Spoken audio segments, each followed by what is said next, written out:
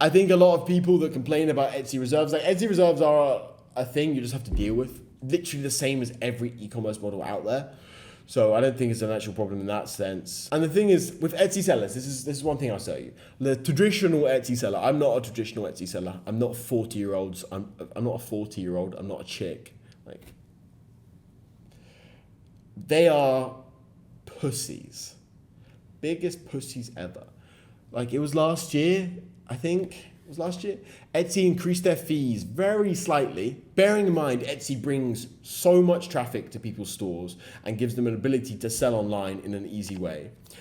A bunch of Etsy sellers decided they were going on strike for a week. Oh no, they're going on strike for a week. Oh no, what will happen? Like, it's the most retarded thing ever. If one store's not available, people don't see the products and they realize it's sold out. If you just deactivate your store, they just don't know the store exists, so they just go to a different store and buy from it. The traditional Etsy seller are just complete pussies. And the actual reason why this is so good is because that means they're literally not competition. Like, if you're moaning about this, then it's so easy. Super quick interruption. After you finish watching this video right here, go check out the video that's the top link in the description, where I detail exactly how I made over £200,000 from Etsy dropshipping in just 3 months. Go check it out, but watch this video first.